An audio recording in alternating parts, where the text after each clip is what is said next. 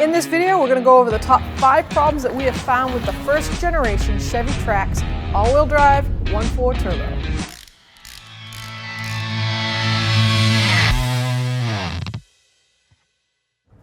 Number 1, in this little SUV, which rides pretty good for what it is standing for, but we have a body roll. You'll notice that it doesn't have a very sturdy steering.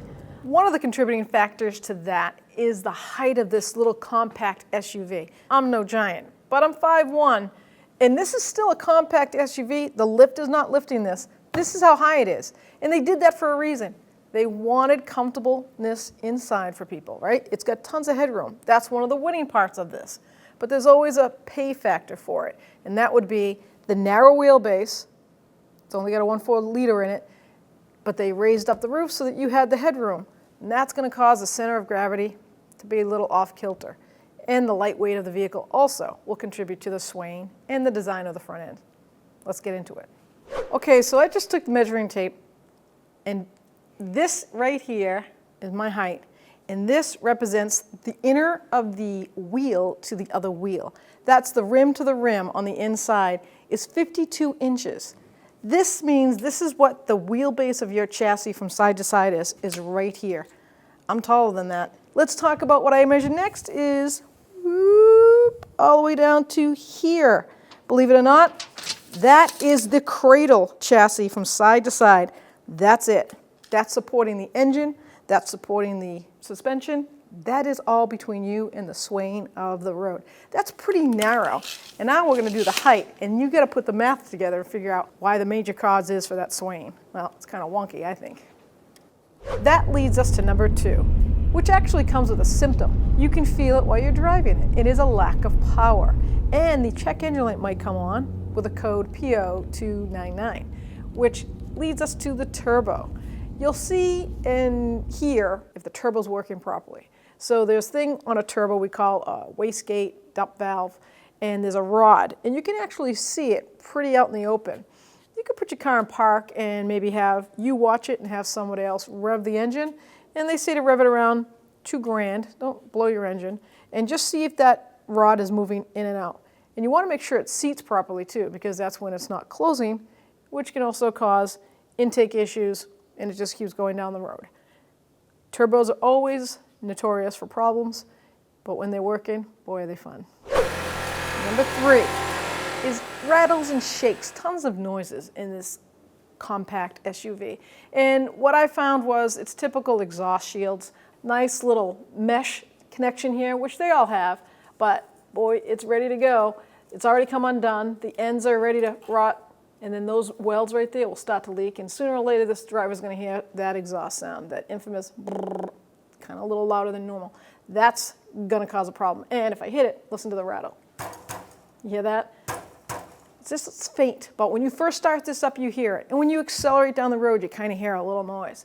Everything's plastic underneath here is because they're trying to make it eco-friendly, environmental, better gas mileage, shall I say. So they want that wind and air to keep flying. So now you got plastic, you're going to get noises. You're going to get thumping noises when the wind hits it at the wrong time, crosswinds, blah, blah, blah, blah, blah. You're going to hear it every once in a while. I'm sure they didn't put tons of heavyweight insulation in this so that way the fuel economy is good, which is what we want, but you have to pay for prices. Every time you get something, you got to give something.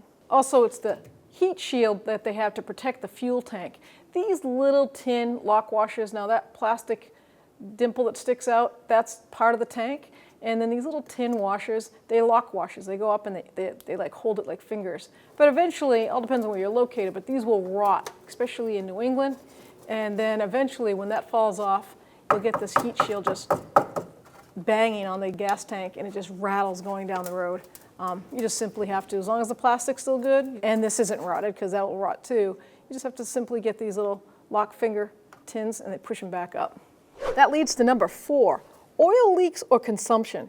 Now, that is a problem with these nice Ecotech 1.4 liters with the turbo in them. You want to check for, you should check your oil every once in a while. Even if you do like 5,000 or 7,500 mile intervals for oil changes, you should get in the habit of like maybe every 2,000 checking your oil level. But especially if you notice, if you do your oil changes, that not much oil's coming out. But get to know your car. So pull your dipstick and give it a wipe off. Now make sure the car's been sitting for at least a half hour. You want all that oil that sits up on the top of the head drained down in the pan so we can get a proper reading. You can do it first thing in the morning. That's what I tell everybody. You're going to get your true oil reading then. And this one's actually a little overfull. Well, I didn't do the oil change. But what you want to look for is keep a journal on where that oil level is. And if you see you have low, right where it should be, and a little high, our oil's way up here. That's a little too much for me. You can blow seals that way. But what this car is known for is the turbo will leak, the seals will leak, and the rings. Let me get a piston for you here. I'll just pull it right out of the engine. Oh, there we go. It's not that hard. These right here are pistons, and these are the rings. See all these rings right here? That's how you get your combustion in the cylinder, and it gives it power. This one down here, with all those nice little holes in it, that is the oil ring. And what happens sometimes, they get seated and they don't come back out. They don't spring out like these. They're stuck in place because the carbon builds up on them, and that will let the oil blow by. Goes right up into this part of the cylinder where the spark plug is in the valves, and you stop burning your oil. Goes out the tailpipe. You won't see a puddle on the ground. You just, all of a sudden, your oil's disappearing. Usually the tailpipe will have a little black soot around it. If it's really bad, you'll notice it when you first start it up in the morning with a cold engine. These engines are notorious for the rings and plus the turbo leaking. Keep an eye on it. And that leads us to number 5, in which Chevy gave an extended warranty on the radiator. These radiators are notorious for leaking. I'm assuming it's going to be where their tank meets the core. That's where most radiators leak. And they're leaking out and causing catastrophic engine failure if you don't catch it in time. Chevy knew they had a problem, so they were kind enough to extend that warranty. So if you think you have a radiator problem, you should contact your dealer. Well, that concludes our top 5 problems with the first generation Chevy Trax. I'm going to close it out by saying, if you're not a subscriber, please subscribe. Don't forget to ring that bell because it leaves all notifications on so you won't miss any of our future videos. Unbelievable. What do you call it? Hey, Bob. That's backwards, Bob. B-O-B. Say it again. And that is that Chevy.